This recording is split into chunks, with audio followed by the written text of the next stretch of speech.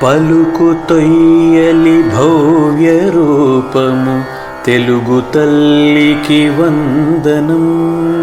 మార్గదేశీ సమ్మిళత్ బహు ప్రక్రియాభకు వందనం. సత్కవీశ్వర కల్పనారస దివ్య జలధికి వందనం. భావనా ప్రియ హృత్సరసు విహారి హంసికి వందనం. భావనా ప్రియ హృత్సరసు విహారి హంసికి వందనం.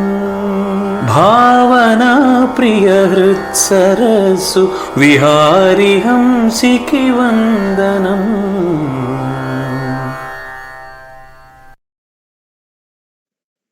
ధన్యవాదాలండి. ఈనాటి సాహిత్య ప్రసంగం చేయడానికి విచ్చేసిన శ్రీమతి పాలపర్తి అభిలాఖయ్య మన భావన ప్రియ సాహితీ వేదిక స్థాపకురాలు. వారు ఈరోజు సాహిత్య సౌందర్యం అనే అంశం పైన ప్రసంగించడానికి సిద్ధంగా ఉన్నారు. వారి రచనలు ధ్రువ కోకిల, బాలరసాల సాలం, తెలుగు తల్లి, పద్య ప్రభాతం, ఆంధ్ర యశోభూషణం, మాట మన్నించలేరా, అల్లిపూల పల్లె, చాలా అనేక ప్రక్రియల్లో సిద్ధాసురాలు మన అందరికీ స్ఫూర్తిదాయమైన మన పద్యాలు రాస్తూ అందరి చేత రాయిస్తున్నారు. వారికి ప్రసంగం చేయవలసిందిగా ఆహ్వానిస్తున్నాను. అక్కయ్య, మీకు ఆహ్వానం.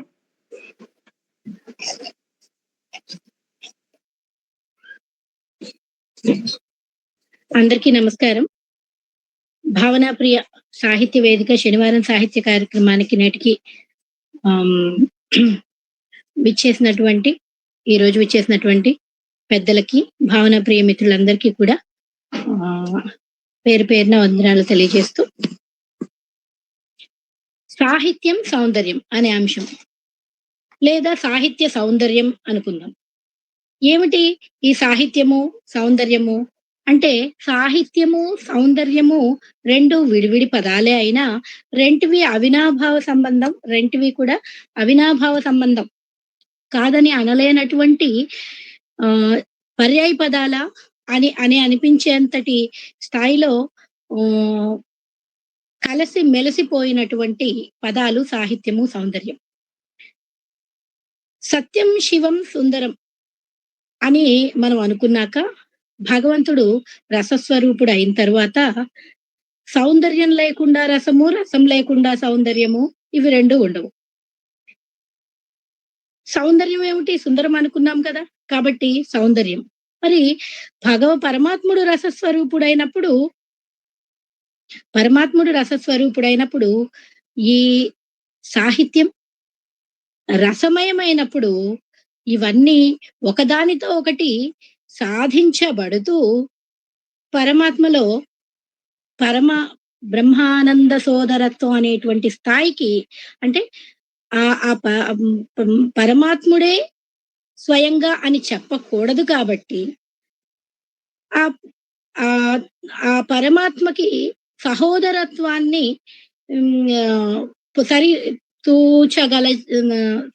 సరితూచగలిగినటువంటి స్థాయిలో సాహిత్యం మనకు కనబడుతూ ఉంటుంది. ఇలాంటి పరిస్థితుల్లో సాహిత్యానికి చేకూరేటువంటి ఈ సౌందర్యం మరి ఎక్కడి నుండి వస్తుంది? సాహిత్యానికి చేకూరేటువంటి ఈ సౌందర్యం ఎక్కడి నుండి వస్తుంది అనేటువంటి ఒక ప్రశ్న వేసుకుంటే, ఇందాక రసస్వరూపం గురించి మాట్లాడుకున్నాం కదా, ఆ రసస్వరూపమే ఈ సాహిత్యంలో సౌందర్యం ఏర్పడడానికి ఒక కారణమై కూర్చుంటాం. ఇలాంటి పరిస్థితిలో సాహిత్యం అంటే దీని ఒక వైడ్ థాట్ లో చూసినప్పుడు, అంటే ఒక విస్తృత పరిధిగా చూసినప్పుడు, హితేన సహితం సాహిత్యం కాబట్టి, హితముతో కూడినది ఏదైనా సాహిత్యమే కాబట్టి, హితాన్ని తరతరాలకు చెప్పుకోవడానికి గాను ఈ సాహిత్యమయంలో ఉన్నటువంటి రకరకాల విషయాలను పొందుపరిచి ఒక హితాన్ని బుద్ధులు శుద్ధులు తమ తర్వాతి తరాలకు చెప్పుకోవడానికి పొందుపరిచి ఉంచారు మన పెద్దలు. ఇలా అనుకుంటే మనం ఎప్పుడు అనుకుంటాం కదా, కాంత సంహితంగా కావ్యం చెబుతుంది, ప్రభు సంహితంగా వేదం చెబుతుంది, ఇలా అంటే మనం శాసించినట్లు చెప్పినప్పుడు దాన్ని ఎవరు అవలంబించడానికి ఇష్టపడరు. కానీ ఓ మిత్రుడిలాగానో లేకపోతే ఒక ఇష్టమైనటువంటి స్త్రీ చెప్పేటువంటి లేదా ఒక మిత్రురాలు చెప్పేటువంటి ఒక మంచి విషయం మాదిరిగానో చెప్పినప్పుడు చెయ్యాలి అనేటువంటి బుద్ధి పుట్టకపోయినా ఆ మూలంగా పుట్టే అవకాశం ఉంటుంది కాబట్టి శుద్ధులు చెప్పడానికి లేకపోతే ఒక నైతికమైనటువంటి పారంపర్యానికి సంబంధించి మన పెద్దలు కావ్యాన్ని లేదా సాహిత్యాన్ని ఎంపిక చేసుకున్నారు. హితాన్ని పారంపర్యంగా సంక్రమింపజేయడం కోసం ఈ కవిత్వాన్ని అంటే సాహిత్యాన్ని రూపొందించుకున్నారు.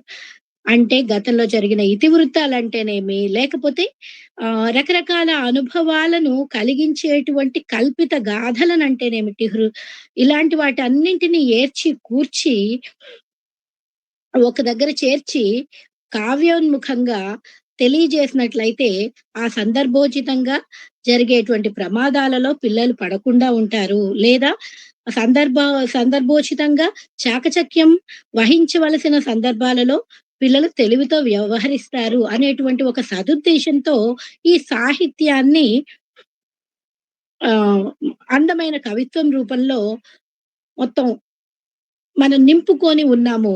పారంపర్యంగా కొన్ని అమూల్యమైనటువంటి గ్రంథాలను మనం వారసత్వంగా స్వీకరిస్తూ వస్తున్నాము. ఇదంతా మన తెలుగు భాష ఔన్నత్యం అని చెప్పుకోవచ్చు. ఎందుకంటే సంస్కృత భాషలోనివి కూడా మన తెలుగు భాషలోకి ఎన్నో అనుసరణీయాలు, అనుకరణలు వచ్చినప్పటికీ కూడా ఒక స్వతంత్రమైనటువంటి సాహిత్య వేదికగా తెలుగు భాష తన సుసంపన్నమైనటువంటి ఒక కావ్య నిధానాన్ని ఏర్పరుచుకుందనడంలో ఎలాంటి సందేహం లేదని భావిస్తాను. ఇలాంటి పరంపరలో మనకి కావ్యం యశసార్థ కృతే వ్యవహార విదే శివేతరక్షతయే సద్యః పరినివృతయే కాంతా సంహిత తయోపదేశయుజే అని మమ్మటుడు కావ్య ప్రకాశంలో అన్నట్లు ఇందులో కావ్యం ఎందుకొరకు, మరి అసలు కావ్యం ఎందుకొరకు అని ప్రశ్న వేసుకున్నట్లయితే రకరకాల కావ్యం చేయడం వల్ల, కావ్యం రచించడం వల్లనో లేకపోతే కావ్యం ఆహ్, కావ్యం రాసుకోవడము, తర్వాత తరాలకు అందించడము, ఈ విషయాల వల్ల జరిగేటువంటి ఉపయోగాల పరంపరను రాస్తూ, ఆ ఉపయోగాలు అలా రాస్తూ ఒకటి చెప్తారు. అందులో యశస్సు కోసము అర్థము కొరకు ఇలా చెప్పుకుంటూ వెడుతూ సద్యః పరినివృతయే అన్నారు. అంటే వెనువెంటనే ఆనందాన్ని కలిగించేది అని అర్థం. సరే శివేతరము అంటే ఏమిటి? అంటే కీడులను తొలగించేటువంటిదిగా ఉంటుందట కావ్యం. కావ్య అధ్యయనమో, కావ్య రచనో దేనికి కారణమవుతుంది అనంటే శివేతరాలను హరింపజేయడానికి ఉపయోగపడుతుంది. ఇలా చెప్పుకుంటూ వచ్చి విశిష్టంగా ఇక్కడ మనకి కావాల్సిన పాయింట్ ఏంటంటే సద్యః పరనివృతయే అంటాడు. అంటే ఏంటి? అప్పటికప్పుడు వెంటనే అంటే ఎప్పుడో ఇప్పుడు చేసిన పని పెట్టుబడిగా చేస్తే భవిష్యత్తులో ఎప్పుడో లాభించే విధంగా కాకుండా, ఇప్పుడు చేసినటువంటి పనికి ఇప్పుడే వెనువెంటనే ఫలితం దక్కితే చాలా బాగుంటుంది గదా! అలా సద్యః పరినివృతయే. ఇప్పుడు వెంటనే మనం చదవగానే వెంటనే ఆనందం వస్తుంది కదా! కాబట్టి ఇలా వెనువెంటనే ఆనందాన్నిచ్చేదిగా ఈ సాహిత్యం ఉంటుందని మమ్మటుడు చెబుతాడు. కాబట్టి ఆనందమే రసస్వరూపం అనుకున్నాం కదా!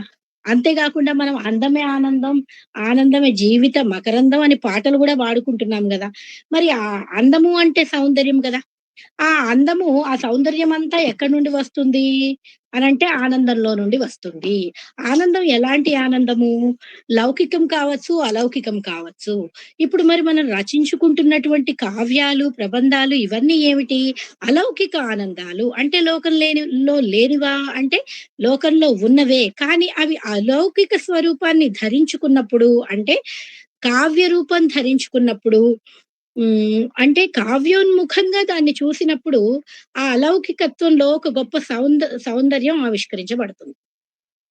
ఇప్పుడు మరి అలౌకికంలోనే ఆ సౌందర్యాన్ని చూడగలుగుతున్నామా? ఉదాహరణకి మనం ఆహ్, హ్మ్. శ్రీకాళహస్తీశ్వర మాహాత్మ్యం చూసుకున్నట్లయితే ఒకసారి ఆ ఉదాహరణలో వెళ్ళే కంటే ముందు ఒక చిన్న పాయింట్ చెప్పుకొని వెళ్దాం. మనకి అలౌకికంలో సాధించబడుతున్నటువంటి అంటే కవిత్వం చదువుతున్నప్పుడు లేదా సాహిత్యాన్ని ఆస్వాదిస్తున్నప్పుడు వచ్చేటువంటి ఆనందం నిజంగా మరి దానిలో కనిపిస్తూ ఉన్నది ఏదైతే ఉందో అది ప్రకృతిలో నుండి పరిగ్రహించబడిందే కదా! మరి ప్రకృతిని యథాతథంగా చూసి మనం ఎందుకు ఆనందించలేకపోతున్నాము అని ప్రశ్న వేసుకుంటే ఏమిటవుతుంది జవాబు? అని ఆలోచిస్తే కవి యొక్క ప్రతిభా విశేషాలు అక్కడ కనబడుతుంటాయి. అంటే అందంగా చెప్పగలిగినటువంటి కవి చేతిలో అత్యంత సాధారణమైనటువంటి విషయం కూడా మరింత సౌందర్యవంతమైనటువంటి రూపం ధరించుకుంటుంది. ఇప్పుడు రమ్యం జుగుప్సితముదారమపి నీచం ఉగ్రం ప్రసాది గహనం వికృతంచ వస్తు యద్వాప్య వస్తు కవి భావుక భావ్యమానం తన్నాస్తి అన్న రసభావముపైతి లోకే అని దశరూపక సారంలో ఓ శ్లోకం ఉంది. అది రమ్యమైనదైనా జుగుప్సితమైనదైనా ఉదారమదాపి నీచం ఉదారమైనదైనా నీచమైనదైనా ఉగ్రరూపమైన లేకపోతే ప్రసాది గహన వికృత అది ఎలాంటి రూపాలదైనా సరే భావుకుడైనటువంటి ఒక కవి చేత చక్కగా అది సంభావించబడుతుంది అని ఈ శ్లోక సారాంశం అన్నమాట. ఇప్పుడు దానికి ఉదాహరణగా చూసుకుంటే ఇప్పుడు మనము ఇందాక అనుకున్నాం కదా శ్రీకాళహస్తీశ్వర మహాత్మ్యంలో నక్కీరుడి కథ తీసుకున్నప్పుడు నక్కీరునికి మొత్తం కుష్టు వ్యాధి వచ్చి తను వెంటనే అక్కడికి ఆ కైలాస నగానికి చేరుకోవాలి. ఆ రోగ లక్షణాలు తీవ్రతరం కాకముందే నేను అక్కడ శివుణ్ణి కలుసుకోవాలి అని తను అనుకుంటూ ఉన్నప్పుడు ఆ పద్యము తివిరియంగమ్మున తిమ్మిరెక్కకమున్న యొడలెల్ల మచ్చల జడకమున్న దళమెక్కి గాత్రంబు చెలువు దప్పకమున్న బుడుపులు మేన నేర్పడకమున్న కుష్టు వ్యాధి శరీరంలో ప్రవేశించింది. ఆ కుష్టు వ్యాధి వల్ల తన శరీరం కృషిస్తూ ఉన్నది. బొడిపలు ఏర్పరుచుతూ ఉన్నాయి. తివిరి అంటే ఈ కుష్టు వ్యాధి యొక్క రోగ లక్షణం ఏమిటి అనంటే నమ్నెస్, తిమ్మిర్లు అయిపోతూ ఉంటాయి. చాలా చోట్ల స్పర్శ తెలియకుండా అయిపోతూ ఉంటుంది. అందుకనే తివిరి అంగమ్మున శరీర భాగాలకు తిమ్మిరెక్కక మున్న నత్కిరుడు తనలో తాను ఇలా అనుకుంటున్నాడు, నా పరిస్థితి ఇంకా దిగజారక మున్నే నేను కైలాస నగాన్ని చేరుకోవాలి అనుకునే సందర్భంలో ఇక్కడ ఈ వర్ణించినటువంటి తీరును ఒకసారి మనం గమనించినట్లయితే ఒడలెల్ల మచ్చల చెడకమున్న తెల్లని నల్లని మచ్చలు ఏర్పడుతూ ఉంటాయి. వ్యాధి రోగ లక్షణాలు అన్నమాట. దళమెక్కి గాత్రము చెలువు దప్పకమున్న బుడుపులు మేన ఏర్పడకమున్న అలత విగ్రహమున అంకురింపకమున్న కాయంబులెడరూపుగాకమున్న వికృత రూపం శరీరం దాల్చుకోకమున్నే శరీరం అలసత్వంలో పడిపోకమున్నే తనువున చీము రక్తములుగారకమున్న దేహమీగలు మూగి తినకమున్న దేహము ఈగలు మూగి తినకముందే భైక్ష్యం అడుగంగా పోయిన పట్ల జనులు చూడరు. ఇలా చెప్పుకుంటూ వస్తారు. నేను ఆ ముందు అంటే ఇదంతా ఈ రోగ లక్షణాలని వర్ణించేటప్పుడు ఆహా ఎంత బాగా చెప్పారు అని అనిపిస్తుంది. కానీ మనకి లౌకికంగా అదే సీన్ చూసినప్పుడు అంటే మన్నించాలి, ఒక కుష్టు వ్యాధిగ్రస్తుడిని చూసినప్పుడు సారీ టు సే ఒక చూడలేని తనము లేకపోతే ఒక చూసి భరించలేనటువంటి ఒక అసహనమో లేకపోతే అటువైపు చూడలేనటువంటి ఒక విధమైన భావం మనకు కలుగుతుంది. కానీ ఇది కావ్యోన్ముఖంగా చూసినప్పుడు ఎంత అందంగా ఉంది. అబ్బా ఏం చెప్పాడు దాని యొక్క రోగ లక్షణాలని ఎంత చక్కగా కళ్ళకు కట్టినట్లే నిజంగా కుష్టు వ్యాధి రోగగ్రస్తుడి యొక్క సమస్య మనకి తెలియకపోయినా అది కళ్ళతో చూసినట్లే ఇప్పటి వరకు చూడకపోయినా అంత సమీపం నుండి దేహమీగలు మూగి తినకమున్న ఆ స్పర్శ తెలియకపోవడం వల్ల ఈగలు ముసురుతూ ఉంటే ముసిరిన వాటిని తోలుకోవడానికి ఓపిక ఉండదు. అది కాక ఫస్ట్ అక్కడ ఈగలు ముసిరాయి అన్నటువంటి స్పర్శ తెలిస్తే కదా విసురుకోవడము.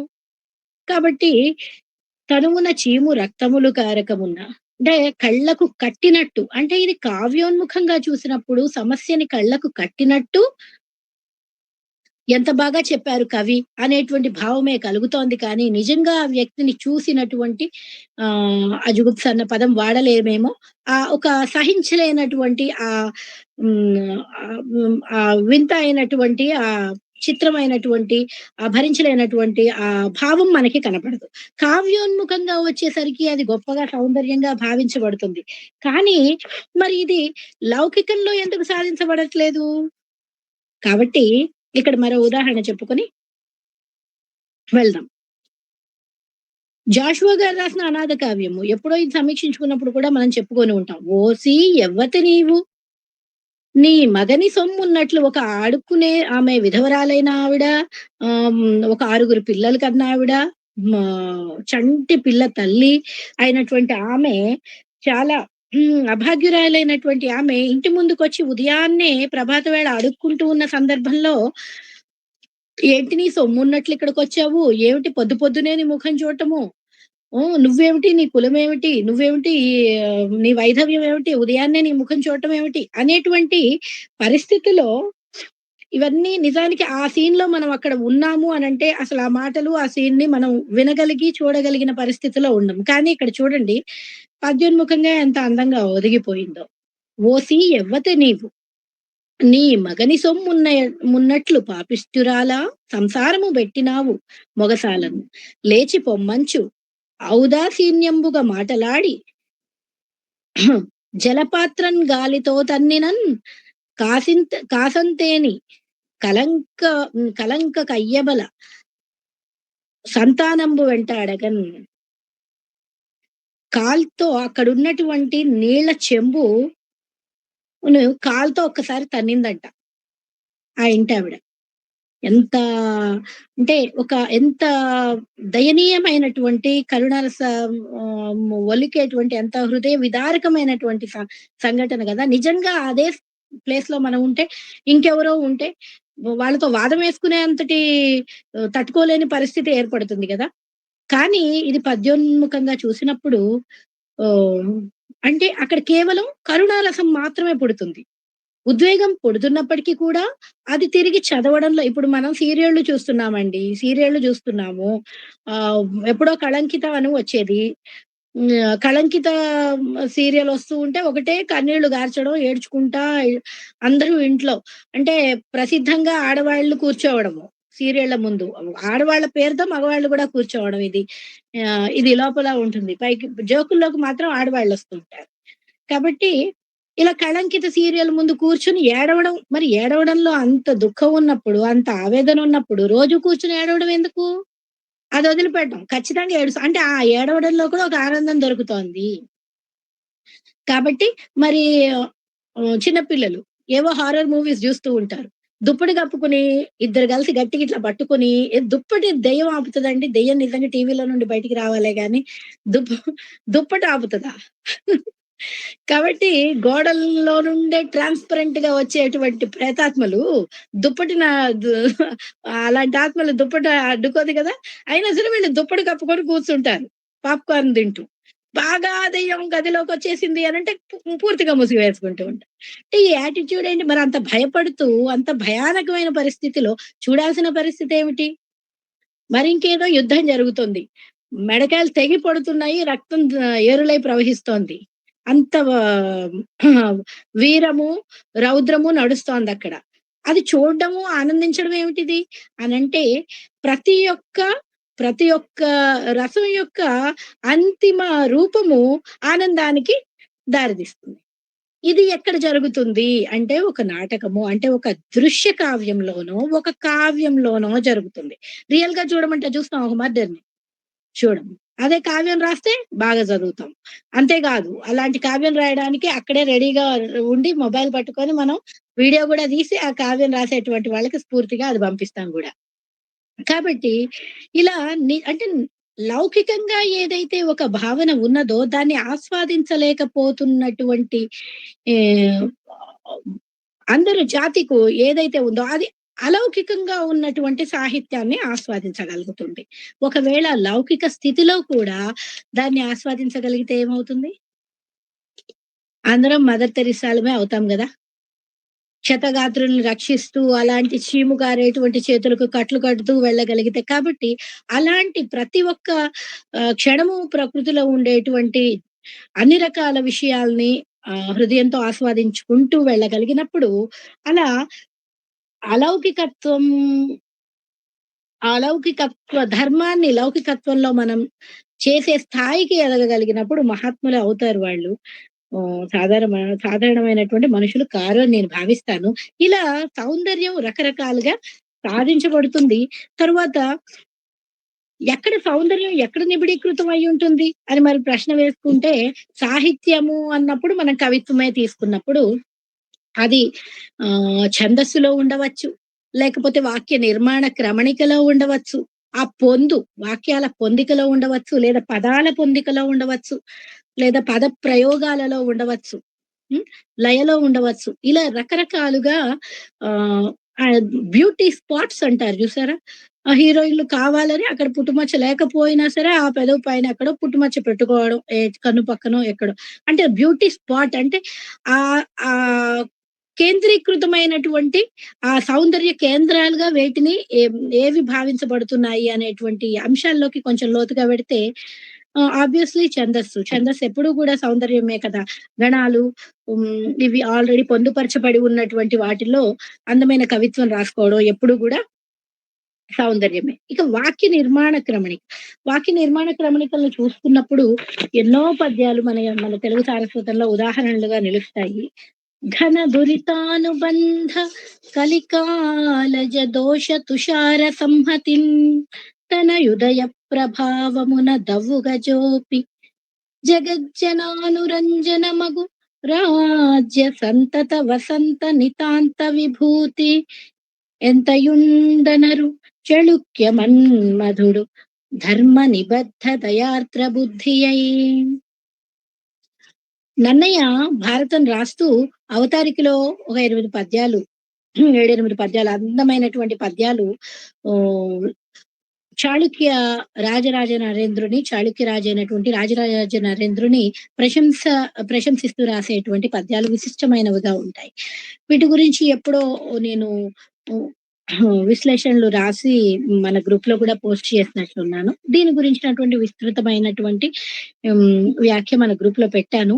కాబట్టి దాన్ని మళ్ళీ నేను మీకు చెప్పాల్సిన అవసరం లేదు. కానీ ఆ పద ప్రయోగాలని చూసినప్పుడు అంత హృదయం అంత కదిలించబడుతుంది.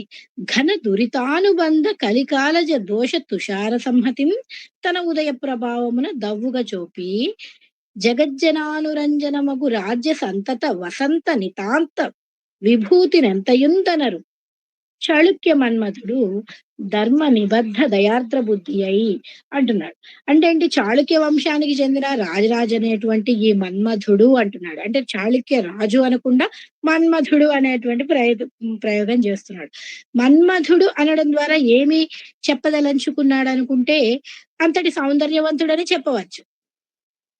అలా మన్మధుడు ఇలా ఎలాంటి మన్మధుడు అని ఎందుకు అన్నారు అనంటే, ఈ కలికాలము అనేటువంటి ఈ కలికాలంలో ఉండేటువంటి గొప్ప పాపాలతో సంబంధం కలిగినటువంటి ఈ కలికాలంలో పుట్టినటువంటి దోషాలు అనే మంచు బిందువుల్ని, ఆ మంచు బిందువుల సముదాయాన్ని తన పుట్టుక అనేటువంటి ప్రభావంతో దూరంగా లోకంలో ఉన్నటువంటి జనులకు ప్రీతి కలిగించే విధంగా దూరంగా తోలివేస్తూ ఉన్నాడు.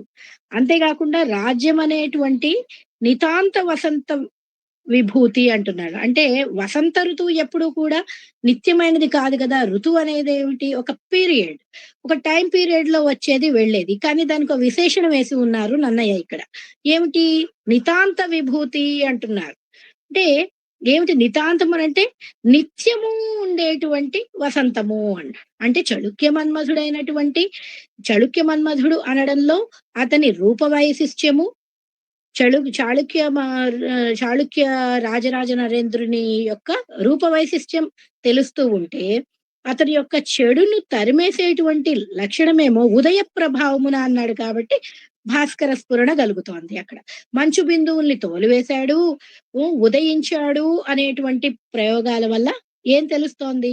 భాస్కర స్ఫురణ కలుగుతోంది. అంటే సూర్యుని వలె విరాజిల్లుతున్నాడని, మన్మధుని వలె సౌందర్యంగా ఉన్నాడని, వసంతుని వలె. కానీ వసంతుడు అనేవాడు మళ్ళీ వసంతుడు కేవలం టైమ్ పీరియడ్‌లో వచ్చి వెళ్ళిపోయేవాడు కాగా, నితాంత వసంతము అన్నాడు. అంటే నిత్య వసంతుడుగా విభాసిల్లుతున్నటువంటి చాళుక్య మన్మధుడు. అంటే ఇక్కడ ప్రత్యేకంగా చెప్పకపోయినా కానీ స్ఫురణలో కొంత, వాచ్యంలో కొంత, లక్షణలో కొంత, వ్యంగ్యంలో కొంత, అంటే ధ్వనిపూర్వకమైనటువంటి విషయాలలో ఎక్కువ మ్యాటర్. అంటే ఒక చిన్న వాక్యం చెప్పడం ద్వారా ఎక్కువ అర్థాన్ని చొప్పించగలిగేటువంటి పదప్రయోగాలు చేస్తున్నారు. ఇలాంటి విశేషమైనటువంటి ఉదాహరణలు చెప్పుకోవడానికి అనుకూలించేటువంటి పద్యాలు మన తెలుగు సారస్వతంలో అనేక ఉన్నాయి. మరొకటి చూద్దాము.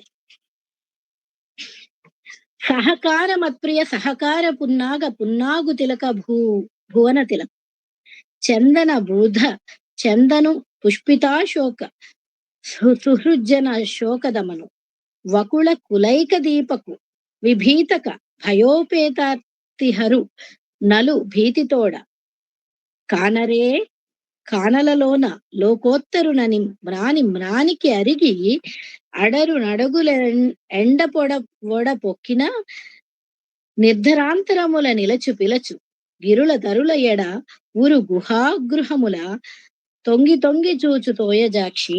ఇక్కడ ఈ పద్యం మహాభారతంలోని అరణ్య పర్వంలోనిది.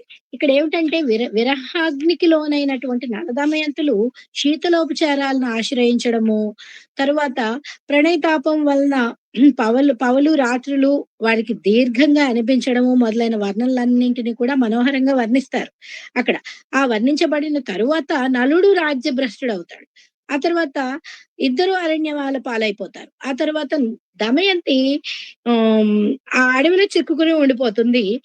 ఆమెకి ఆ అడవిలో చూసినటువంటి ఏ మొక్కను చూసినా సరే నలుడే గుర్తొస్తుంటాడు. ఆ విషయాన్ని ఇక్కడ వెలువరించినటువంటి పద్యం అన్నమాట. కాబట్టి ఈ పద్యంలో శ్లేషంతో కూడినటువంటి అనుప్రాసను నైపుణ్యంగా ప్రయోగించారు నన్నయ్య గారు. ఈ పద్యంలో ఉన్నటువంటి చెట్ల పేర్లను చూసుకున్నట్లయితే ఎవరి ఊహను బట్టి వాళ్ళకి ఎన్నెన్నెన్నెన్నో కొల్లలుగా ఆలోచనలు కలుగుతూ ఉంటాయి. అందులో ఇప్పుడు ఈ దమయంతి దృష్టిలో అడవి మొత్తము కూడా ఒక నలుని యొక్క గుణశీలాన్వితమైనటువంటి ఒక స్వరూపంగా కనబడుతూ ఉంటుంది. దాన్ని ఒకసారి పరిశీలిస్తే, ఓ సహకార వృక్షమా, ఇక్కడేమన్నారు? సహకార మత్ప్రియ సహకారు పున్నాగు తిలక భువన తిలక. చూడండి, ఓ సహకార వృక్షమా, నాకెప్పుడు సహకరించే నా భర్త నలమహారాజును ఎప్పుడైనా చూసావా? ఎక్కడైనా చూసావా? కనబడట్లేదు. అంటే ప్రతి చెట్టుకి తిరుగుతుంది. చూసాం కదా ఎత్తుగీతిలో. అడగులెండ వడ పొక్కిన నిర్ధరాంతరముల పిలచు నిలుస్తుంది, అక్కడక్కడ పిలుస్తూ ఉంది. గిరుల తరుల ఎడల ఊరు గుహాగృహముల తొంగి తొంగి చూచు తోయజాక్షి. అక్కడికి వెళ్తుంది, ఇక్కడికి వెళ్తుంది, గుహల్లో తొంగి చూస్తుంది చెట్లని. నువ్వేమన్నా చూసావా అని వృక్ష విశేషాలన్నింటినీ దగ్గరికి వెళ్ళి మరి తరచి అడుగుతున్న సందర్భంలో ఇక్కడ ఓ సహకార వృక్షమా, నాకెప్పుడు సహకార అనడంలోనే శబ్దం చూడండి. పద ప్రయోగానికి ఉదాహరణగా చెప్పుకుంటున్నాం మనం ఇక్కడ. పద ప్రయోగాలు ఎంత విశిష్టమైనటువంటి పద ప్రయోగాలు చూడండి. ఓ సహకార వృక్షమా, అంటే ఏంటి? నాకెప్పుడు సహకరించేటువంటి నా భర్త నలమహారాజును చూసావా అని చెప్తోంది. తరువాత అంతేకాదు, సహ యుగపత్ కిరతి సౌరభం, ఒకేసారి సౌరభమును దూరంగా వెదజల్లున్నది మామిడి. సహకారం అంటే తీయటి మామిడి పండ్ల చెట్టు అని ఒక అర్థం కాగా, సహకరించువాడు అని కూడా ఒక అర్థం కదా సహకారి అంటే. ఇలా తరువాత రకరకాల విశిష్టంగా దీనికి అక్షరాలతో చిన్న చిన్న పదాలుగా విడగొట్టి మరి దీనికి ఇంతకు ముందు రాశాను, మన గ్రూప్ లో పంపించున్నాను. అది మళ్ళీ నేను తరువాత పోస్ట్ చేస్తాను. ఇప్పుడు కాలాతీతం అయిపోతూ ఉంటుంది కాబట్టి నేను త్వరగా వివరిస్తూ ముందుకెళ్ళిపోతాను. తర్వాత భూబీజాక్షరము హకారం కాబట్టి ఇది ఓర్మికి, సమస్త శుభాలకు, సృజనకు ఆలవాలమైనందుకు కూడా కాబట్టి ఇక్కడ సహకారము అక్కడ హకారము కలిగినది హకారము.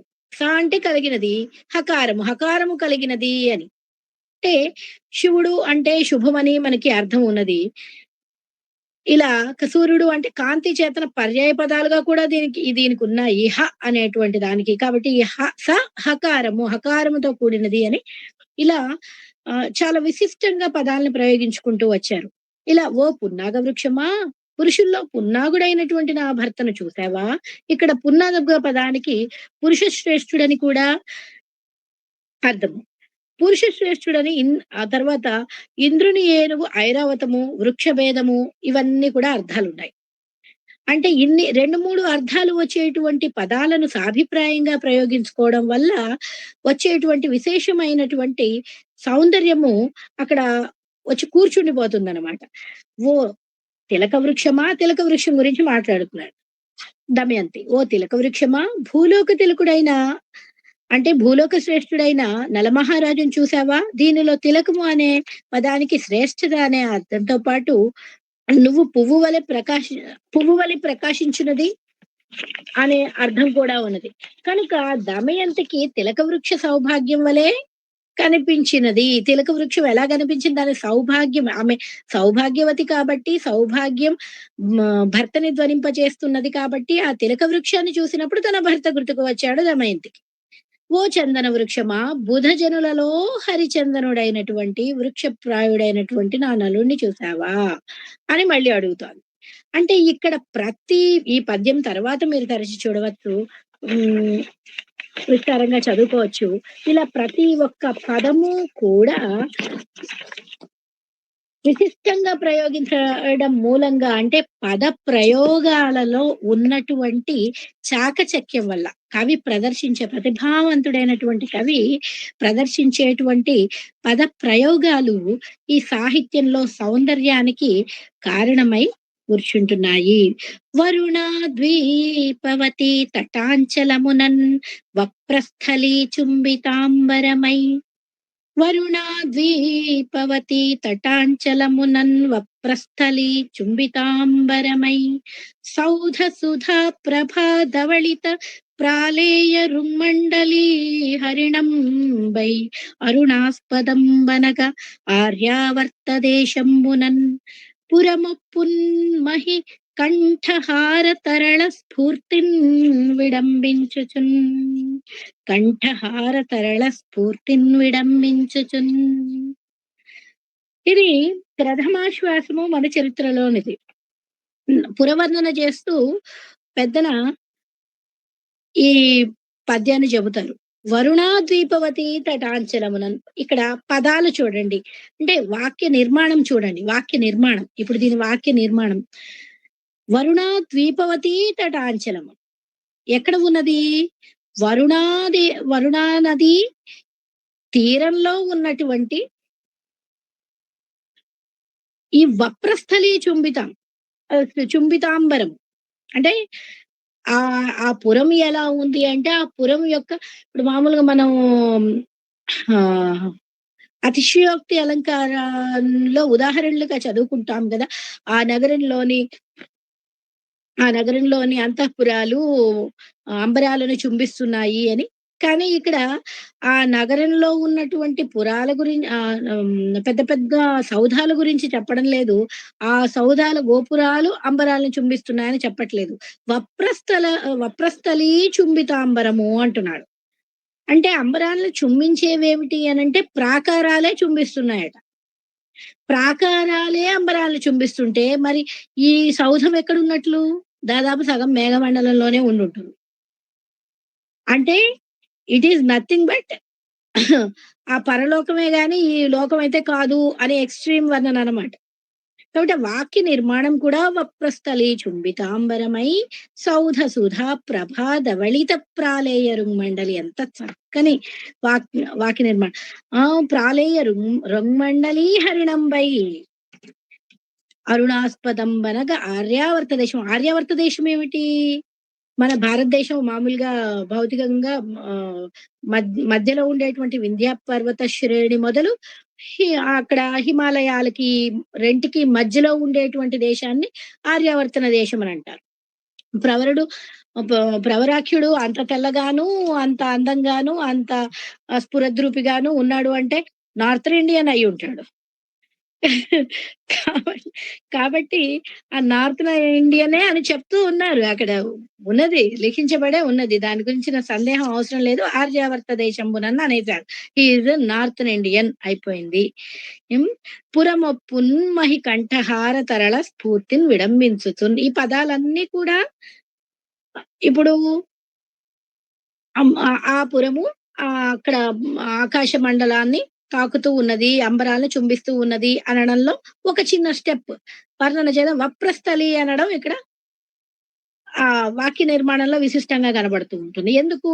ప్రాకారాలు చుంబిస్తున్నాయని చెప్పారు ఈసారి. ప్రాకారాలు చుంబిస్తున్నాయి అని చెప్పడం అది కాక ఆ మొత్తం కూడా పద్యము ఆ వాక్య నిర్మాణం చూసుకున్నప్పుడు వరుణ ద్వీపవతి తటాంచలమునన్ వప్రస్థలి చుంబితాంబరమై సౌద సుధా ప్రభా ధవళిత ప్రాళేయరుంమండలి హరిణంబై అరుణాస్పదం బనగ ఆర్యావర్త దేశంబునన్ బురమప్పున్ మహికంఠహార తరళ స్ఫూర్తిని విరమించు. ఎక్కడ కూడా నట్టుబడలేదు. అంటే కుంటుబడినటువంటి వాక్య నిర్మాణము ఎక్కడా కూడా రచనలో లేదు. అకుంఠితమైనటువంటి ఆ వాక్య నిర్మాణము, ఆ క్రమణిక ఏం చేస్తుందంటే సాహిత్యంలో ఎనలేనటువంటి సౌందర్యాన్ని ప్రోగు చేసి కూర్చోబెడుతుంది. ఇలాంటి అనేకమైనటువంటి ఉదాహరణలున్నాయి వాక్య నిర్మాణానికి సంబంధించి.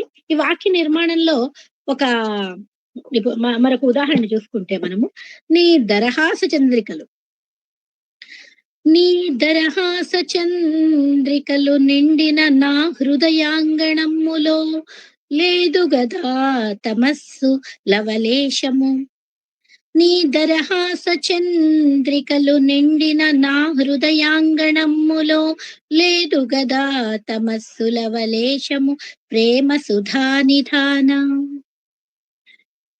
నేడి దయనీయ దాసి భరింపగలేదిక నీదు ప్రేమలో పేదరికము. మేను మరిపింపుము మోహన వేణుగీతికన్. బహుశా ఏదో గోపిక పాడుకుంటుంది కృష్ణుడి గురించి అని అనుకుందాము.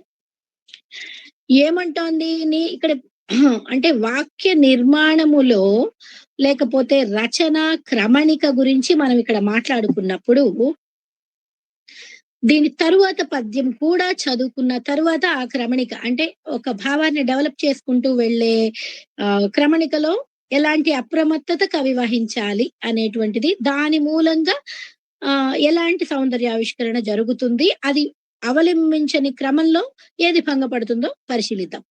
నీ అసితద్యుతుల్ కనుల నింపితి కాటుక చేసి అల్లదే తీయని పాటతో తలుపు తీసెను గుండెకు గున్నమావిపై కోయిల కన్నె బ్లాంగ్ బ్లాంగ్ బ్లాంగ్. ఇప్పుడు ఏమిటంటే అంతవరకు తీసుకుందాం. నీ దరహాస చంద్రికలు నిండిన నా హృదయాంగణములో లేదు కదా తమస్సు అంటున్నారు ఎవరు. నా హృదయంలో చీకట్లు లేవు. ఎందుకు అంటే ఒక విషయం జరిగింది. నా హృదయం అంతా కూడా సంపూర్ణ తేజోమయం అయిపోయింది. కారణం ఏమిటి అనంటే చీకట్లు లేవు అంటున్నారు. చీకట్లు లేని కారణం ఏమిటి అనంటే అక్కడ చంద్రికలు ప్రసరించబడ్డాయి. ఏవి చంద్రికలు ప్రసరించబడ్డాయి? నీ దరహాసం అనేటువంటి చంద్రికలు అంటే నీ నవ్వులు అనేటువంటి చంద్రికలు అంటే వెన్నెలలు పూర్తిగా నిండిన నా హృదయాంగణములో ఇక తమస్సు చీకటి లవలేశమైన కూడా లేదు కదా. ప్రేమ సుధా నిధాన, ఓ ప్రేమ నిధి అంటూ సంబోధన. నేడి దయనీయ దాసి భరింపగలేదిక నీదు ప్రేమలో పేదరికము అంటూ, అంటే ఇక్కడ మొదటి పద్యంలో హృదయంలో చీకటి లేదనుకుంటూ చెప్పారు. నెక్స్ట్ నీ అసితద్యుతుల్ కనుల నింపితి కాటుక చేసి, నీ చీకట్లు కళ్ళల్లో నింపుకున్నాను అని అంటున్నా. అంటే ఇక్కడ ఏం ధ్వనించింది? ఏం ధ్వనించింది? నీ చీకట్లు కళ్ళల్లో నింపుకున్నానేమిటి? నీ దరహాసం అనేటువంటి చంద్రికలను హృదయంలో నింపుకోవడం వల్ల నా హృదయం చీకట్లు లేకుండా ఖాళీ అయిపోయింది అని చెప్పబడింది. తరువాత నీ అసితద్యుతుల్ కనుల నింపితిని అంటున్నారు.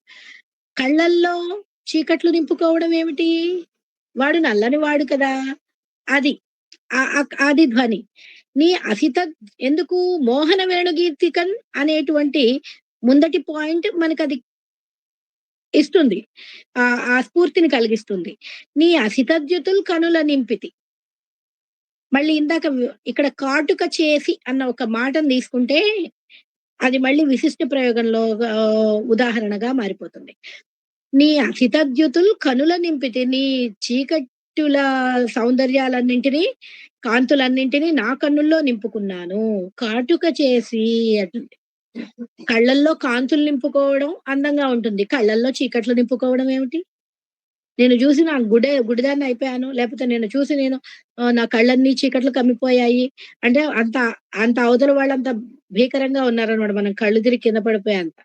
అలాంటి వేరే అర్థ స్ఫురణలేవి జరగకుండా ఎంత చక్కగా వాక్య నిర్మాణం పదాల్ని ప్రయోగించారు. ఆ ముందు చెప్పిందేంటి? హృదయంలో తమ తమస్సు లేకుండా పోయింది. నీ దరహాస చంద్రికలను చూడడం వల్ల. ఇక్కడేమిటి? నీ రూపాన్ని కన్నులలో నింపుకోవడం వల్ల. అలా కన్నుల్లో నింపుకున్నాను. ఏం చేసి నింపుకున్నాను అనడానికి ఒక అందమైన రుజువు చెబుతోందక్కడ ఆవిడ. ఏమి చెబుతోంది? కాటుక చేసి. కళ్ళల్లో నింపుకున్నాను. చూసుకో కావాలంటే కాటుక రూపంలో నింపుకున్నాను నిన్ను. అంటే అదో చమత్కారం అన్నమాట. ఓ జానతనము, ఓ నేర్పరితనము చెప్పడంలో. అంటే ఇది కవికి కలిగి ఉండడం వల్ల గొప్ప సౌందర్యం ఆవిష్కృతమవుతుంది. నీ అసితత్యుత్ ఇది రివర్స్ అయిందనుకోండి ఏమవుతుంది? నా హృదయంలో చీకట్లు నింపుకున్నాను అంటే వాడంత దుర్మార్గుడని అర్థం వస్తుంది. లేదు నా కళ్ళల్లో మొత్తం వెలుగులు నింపే తెల్లదనం నీ తెల్లని వెన్నెల్ని నింపుకున్నాను అని ఏమన్నా అర్థం వచ్చిందనుకోండి, కళ్ళల్లో శుక్లాలొచ్చేసాయి, తెల్లగా అయిపోయింది అన్న అర్థం వస్తుంది. కాబట్టి ఈ 2 తారుమారు కాకుండా దేనికదే ఉండడం వల్ల కూడా ఓ అప్రమత్తత. అది కవి అనుసరించేటువంటి ఒక అప్రమత్తత ఇక్కడ ఆ సౌందర్యావిష్కరణకు, అందమైనటువంటి భావాల క్రమణికకు, వాక్య నిర్మాణ క్రమణికకు అంటే ఈ పద్యం ముందు ఆ పద్యం చెప్పడం కాకుండా, ముందు తన దరహాస చంద్రికలు ప్రసరించడం వల్ల లవలేశమైన తమస్సు తన హృదయంలో లేదని చెబుతూ, తరువాత తన అసితద్యుతుల్ని తాను కళ్ళలో నింపుకున్నానని, కాటుకగా నింపుకున్నానని కావాల్సి వస్తే ఇది రుజువని అందంగా చెబుతూ చెప్పడం వల్ల ఇది జంధ్యాల పాపయ్య శాస్త్రి గారి పద్యం ఇలా ఆహ్, సారస్వతము అనేది మన కవిత్వము అనేది సరస్వతి స్తనద్వయం సంగీతం సాహిత్యమపి సరస్వతి స్తనద్వయం ఏకమాపాత మధురం అన్యద ఆలోచనామృతం అన్నట్లు ఇది ఆలోచనామృతం. కవిత్వము, సాహిత్యం అనేది ఆలోచనామృతం. తరచుతుంటే కూడా అది చెరకు గడలాగా ఇంకా వస్తూనే ఉంటుంది. అయిపోవడం అంటూ ఉండదు. ఆ అయిపోవడం అంటూ ఎవరికుంటుంది అనంటే మన పరిజ్ఞానం అంతవరకే అన్నట్లు. ఇంతవరకే మనకి స్ఫురించిన ఇంకెవరో పుడతారు. వాళ్ళకి మరిన్ని స్ఫురిస్తాయి. అలాగే కదా కొన్ని సంవత్సరాల తర్వాత తాపీ ధర్మారావు గారు హృదయోల్లాస వ్యాఖ్య అంత అందంగా రాయగలిగారు. కవికి కలుగునో లేదో అన్నటువంటి ఈ భావాల్ని కూడా పొందుపరిచి గొప్ప తాపి పని చేసి హృదయోల్లాస వ్యాఖ్య అంత అందంగా పొందుపరిచారు. ఇలాంటి ఎన్నో ఎన్నోటువంటి విశిష్టమైనటువంటి వాక్య నిర్మాణ ఘట్టాలు మనకి ఆహ్, ఆనందంగా చదువుకోవడానికి చాలా మన తెలుగు సాహిత్యంలో మెండుగా, దండిగా దొరుకుతూ ఉంటాయి. ఇకపోతే ఛందస్సు.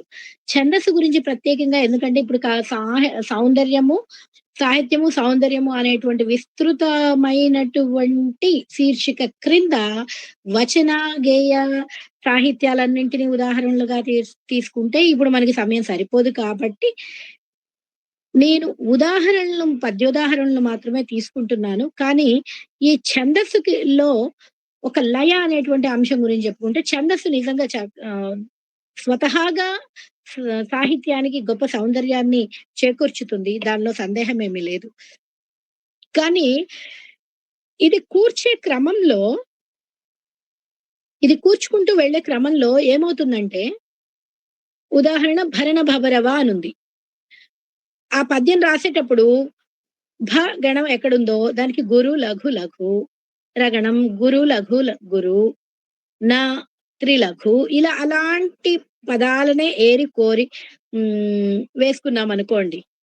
అంటే గురు, లఘు, లఘు, భగణము, రగణము, నగడము తర్వాత తామసి అన్నాము. అది భగణం అవుతుంది.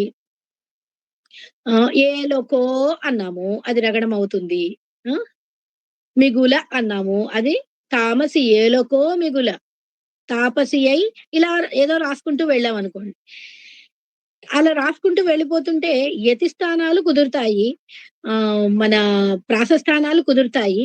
ఛందస్సు చట్రాలలో లయాత్మకంగానే కుదురుకుంటుంది కవిత. అది లయం లేకపోవడం కాదు. అవలయం కాదు. అది లయే. కానీ దాన్ని ఛందోలయ అనే అంటాం. కానీ ఆ ఛందోలయలో కూడా వాక్య నిర్మాణం చేసే దానిలో భావలయని లేకపోతే పదలయని సాధించగలిగినప్పుడు గొప్ప సౌందర్యం ఆవిష్కృతమవుతుంది. దీనికి ఉదాహరణగా నిలిచే అనేక పద్యాలు మన సారస్వతంలో ఉన్నాయి. కుంకుమ పంకమంబులుము కొన్నవి తూరుపు కొండ నెత్తముల్ పంకజ బాంధవుండరుణ పాదములన్నిగిడించే కుంకుమ పంకమం బులుము కొన్నవి ఇది ఛందో లయ ఇక్కడ కనబడుతుంది. ఛందో లయ కుంకుమ అన్నాను. కుంకుమ భగణం పంకముం పంకాన్ని రగణం బులుము పులుము కరెక్ట్ గా 3 లఘువులు. అయితే కుంకుమ పంకముంబులుము కొన్నవి తూరుపు కొండనెత్తముల్ పంకజ బాంధవుండరుణ పంకజ బాంధవుండు అరుణ పంకజ బాంధవుండరుణ పాదములన్నిగిడించే మింట నేణాంకుడు చిన్నబోయి చరమాచల సాను తటంబులెక్కే మైజింకయుతాను గడ్డి కరచన్ పెను చీకటులార్చె కాకులై విడిది ఒక ఛందోలయకు ఉదాహరణగా నిలుస్తుంది. ఇలాంటి అంటే ఛందోలయలోనైనా సౌందర్యం సాధించవచ్చు. దీనిలో భావలయ, పదలయ సాధించబడినప్పుడు అంటే అది ఒక చెయ్యి తిరిగిన పోయెట్ సునాయాసంగా రాయగలిగినటువంటి పద విన్యాసాలన్నమాట.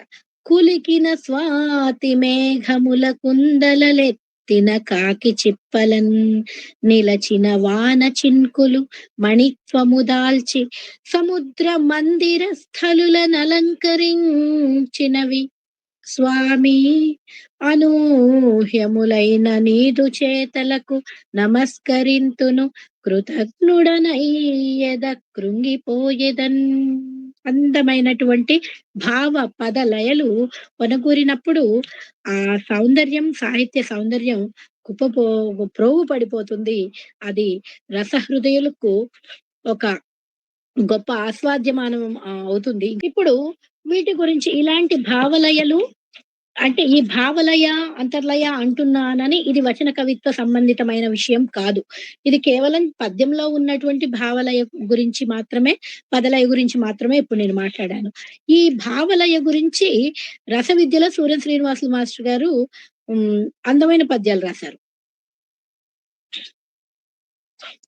అవొక్కసారి మనం చూసుకుంటే రచన చేసే వాళ్ళు మనకి ఎక్కువగా ఉన్నారు కాబట్టి ఉపకరిస్తుందని భావిస్తూ హృదయ దగ్నమై భావన మెసగవలయు ధిషణ నికషగా పదముల దీర్చవలయు హృదయ దగ్నమై భావన మెసగవలయు ధిషణ నికషగా పదముల దీర్చవలయు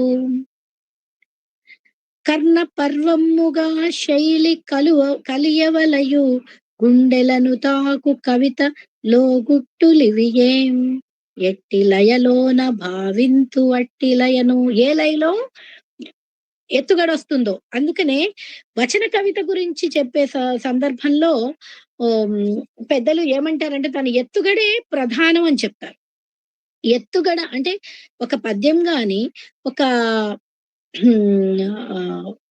కవిత ఏదైనా కానీ ఫస్ట్ స్ఫురణ అంటే ఒక స్మృతి పదంలో అలా మెదలగానే తళుక్కున అది దేనిలో నుండి డెలివర్ అయిపోతుందో దాన్ని యథాతథంగా రప్పించాలి. దానికి ఆనకట్లు విధించడం చెయ్యకూడదు. అదే ఇక్కడ చెబుతున్నారు కవి. ఎట్టి లయలోన భావింతు వట్టి లయను గురుతు పట్టెడి తీరున కూర్పవలయు. ఏ లయలో డెలివర్ అయిందో అదే లయ చివరి మట్టుకు కొనసాగించే విధంగా కవితని కూర్చాలి. అంతేగాని ఎత్తుగడ ఏదో ఒకటయ్యి ఆఖరికి వచ్చేసరికి ఒక పాదం మిగిలుంది కాబట్టి, ఆ పాదాన్ని పూరించడానికి మహిళో సుమతి అన్నట్లు మన్నించాలి. అది ప్రసిద్ధం గాబట్టి హ్మ్.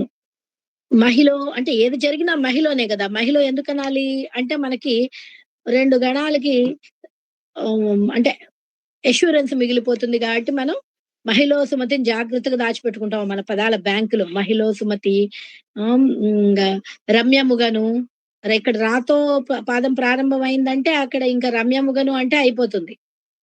బ్రహ్మాండం. ఇంగ యతి కోసం తడుములాటలే ఉండవు. కాబట్టి ఆహ్, చేయకుండా ఆ! మట్టి కుండ చేయుచుండు అంటే చుండు, చుండ్రు కాబట్టి ఆహ్, పేరు చెప్పను. కొంతమంది పండితులు దాన్ని కుండ కవిత్వం, నట్టి కవిత్వం, చేయు నట్టి అని రాస్తుంటారు గదా! చేయు అంటేనే చేయు నట్టి గదా! చేయు నట్టి ఎందుకు? రెండు ఒక గణం కోసం సెక్యూరిటీనా? కాబట్టి చేయు నట్టి చేయు చుండు అంటే చుండు కవిత్వం అని, న చేయు నట్టి అని ఎక్కువ రాసే వాళ్ళది నత్తి కవిత్వం అని, చేయకుండా అంటూ రాసే వాళ్ళది కుండ కవిత్వం, చుండు కవిత్వం అని రకరకాల కొందరు పెద్దలు పేర్లు పెడుతూ ఉంటారు. నిజానికి ఎందుకు అనంటే అది అవహేళన చేయడం కాదు గానీ చేసే పనిలో చిన్నతనం ఉండకూడదు. అది పూనుకున్నప్పుడు దాని యొక్క దాన్ని సమగ్రంగా అధ్యయనం చేసి ఆహ్, లోపాల్ని పరిహరించుకుంటూ రాయడం అనేది ఎప్పుడు గూడా పెద్దల దగ్గర నుండి పరిగ్రహించవలసిన అంశం కాబట్టి దానికి అనుసరణీయమైనటువంటి పద్యాలను ఇక్కడ చెబుతున్నారు. ఎలాంటి అప్రమత్తత వహించాలి?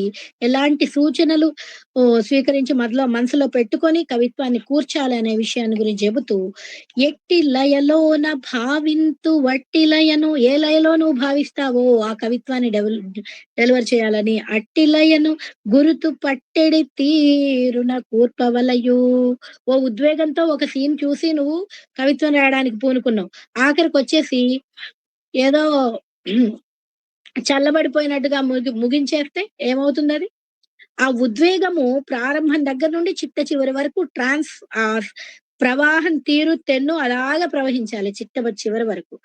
కాబట్టి అటుల కాకున్న రచయితకైన గాని పద్య భావము సుంతయు పట్టుబడదు. అట్లా రాసుకోపోతే నువ్వు రాసిన కవిత నీకు అర్థం కాదురా బాబు అని అంటున్నారు. భావలయ భావ భంగిమన్ భావగతిని భావలయ అనేది భావ భంగిమన్ భావగతిని తత్సమాఖ్యాతి శబ్ద సందర్శనమును పద నిబంధనన్ రసహేతు బంధనముల ప్రత్నమైనను నూతనత్వము గూర్చు అది నవ్య కవిత అయి కూర్చుంటుంది. అలాసాభిప్రాయమైనటువంటి విశిష్టమైనటువంటి ప్రయోగాలుగా విశిష్టమైనటువంటి కూర్పుగా రచన ఉన్నప్పుడు అది ఉపయుక్తమైనటువంటి రచనగా మిగులుతుంది. చిందు వేసిన రీతి నిశ్యందమాన మధు పృషతము మెల్లగా దిగు విధముగాను చూడండి. అందంగా చిందు వేసినట్లుగా ఉండాలట లయ కవితలో. మృదు పృషతము మెల్లగా దిగు విధానం. ఒక లేడీ నీళ్లు తాగడం కోసం ఎలా అయితే ముందు కాళ్ళని అలా వంచి నెమ్మదిగా ఎలాంటి లయబద్ధంగా నీళ్లు తాగడానికి వంగుతుందో, మృదు సమీరపు తాడికి చెదల నాకు కదలినటులా. గాలి దుమారం వస్తే ఒక చిన్న చిగురుటాకు లయబద్ధంగా ఆకాశానికి ఎగిరిపోతుంది. దానిలో కూడా అదే ఏంటి దానిలో లయ ఏముంది? మ్యూజిక్ ఉంటుందా? ప్రకృతిలో ప్రతిదీ లయబద్ధమే. ప్రతిదీ లయే. కాబట్టి అవలయ అనేది లేదు ప్రకృతిలో. కాబట్టి మేము మొత్తం రాసేదంతా లయ. మేము రాసిందే లయ అనుకోకూడదు మళ్ళీ. అదొకటి ఇక్కడ సమస్య. కాబట్టి ప్రకృతిలో ఉన్నదంతా లయే కాబట్టి మేమేం రాసినా లయ అనుకోకూడదు. మృదు సమీరపు దాడికి చెదల నాకు కదలినటుల ఎడందల లయ మెదలవలయు అంటూ అందంగా లయ గురించినటువంటి విశేషాలను సూర్యం శ్రీనివాస మాస్టర్ గారు చెప్పారు. రసవిద్య అందరూ చదివారనుకుంటున్నాను. రసవిద్య వచన కవిత్వానికి, కథకు వీటిల లేపోతే కథల యొక్క ముగింపుకు కూడా చాలా అందమైనటువంటి ఆహ్, విశేషాంశాలను మంచి సూచనలను ఇచ్చింది. కాబట్టి ఆహ్, ఇంకొక 2 పద్యాలుంటాయి. అవి చెప్పు. ఇలా పద్య పద్యాలలో రాసేటువంటి రచనలో, అభివ్యక్తిలో, వాక్య నిర్మాణంలో, పదాల ప్రయోగంలో అప్రమత్తతను పాటించినప్పుడు అందమైనటువంటి పద్యాలు, సారస్వతం సృష్టవుతుంది. ఏమిటికెక్కు పెట్టితివో ఇంద్రధనుస్సును మింటి ఛాయనా సామి పయోద మాలికల చాటున సూర్యుడు నక్కినాడు తానేమపచారము కల్పి ఇట్టి విపత్తును తెచ్చిపెట్టే ఈ భూములు నిల్చునా భువన మోహన నీవు పరాక్రమించినన్. భగవంతుడిని తలుచుకుంటూ భక్తుడందామా, కవందామా, ఓ పిచ్చోడన్ కవి ఎప్పుడు పిచ్చోడే కదండి. ఆకు కదిలితే కవిత రాసుకుంటాడు. ఆ!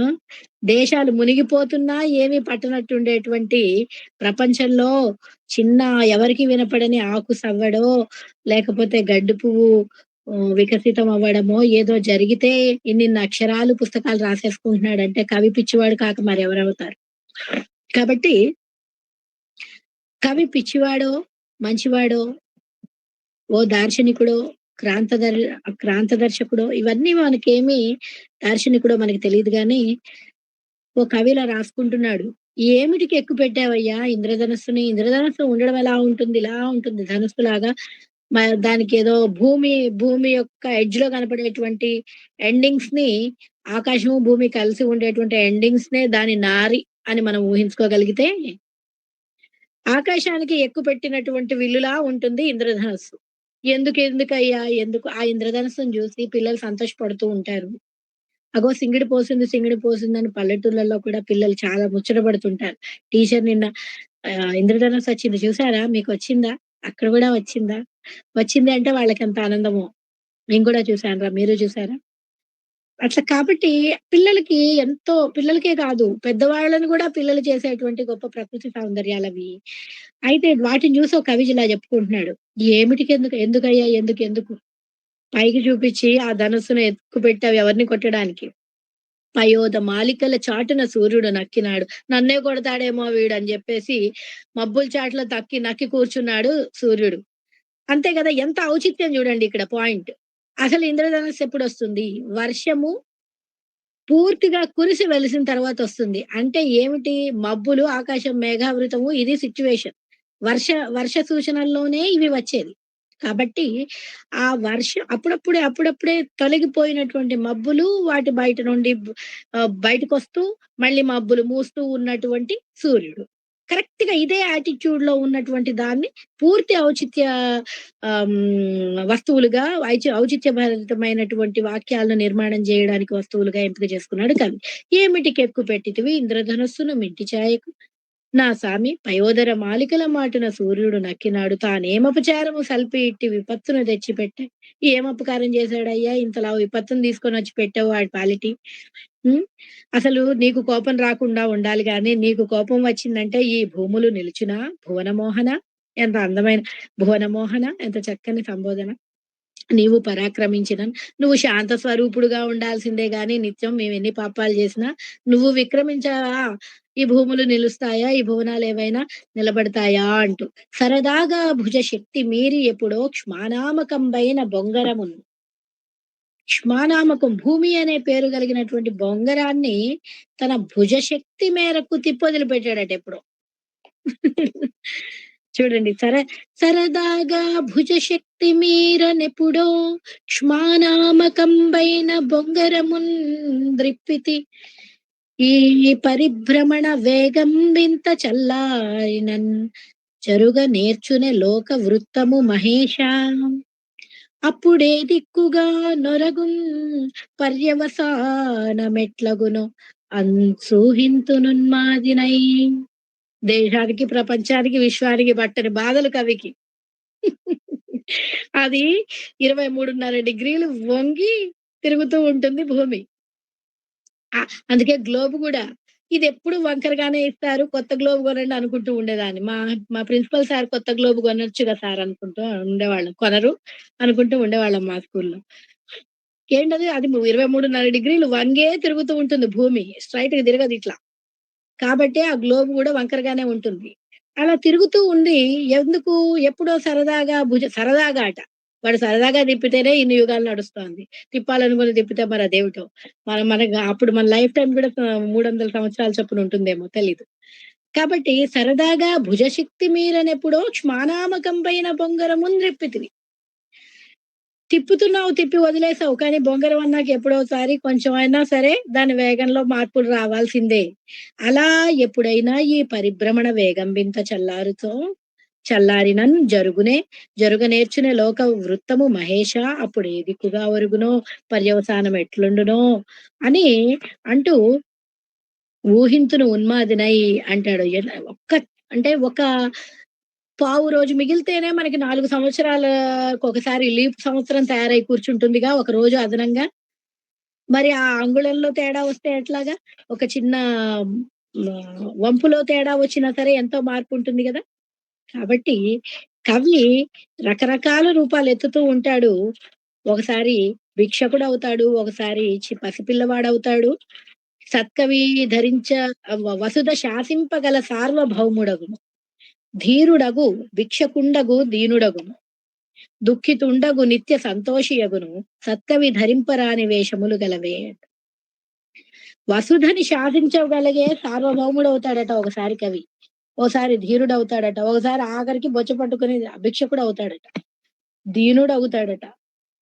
దుఃఖితుడవుతాడంట. నిత్య సంతోషి అవుతాడంట. ఎందుకు? ఆ నిత్య సంతోషము, ఆ ఆనందామృతాన్ని ఆస్వాదించేవాడుగా కవి ఉంటాడు. దాన్ని సృష్టించేవాడిగా కవి ఉంటాడు.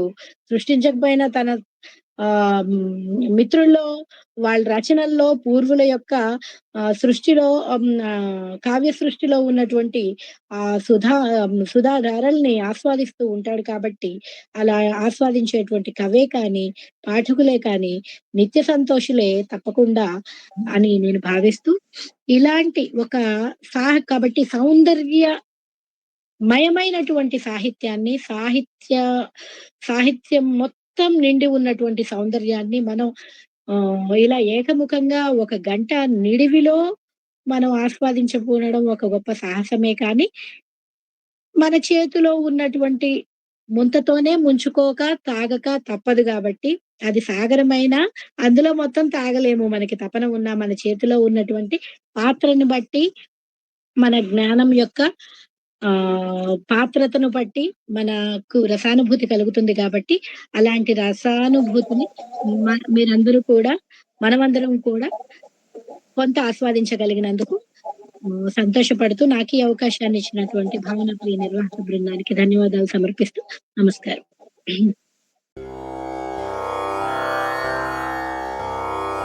పలుకు తొయ్యలి భవ్య రూపము తెలుగు తల్లికి వందనం.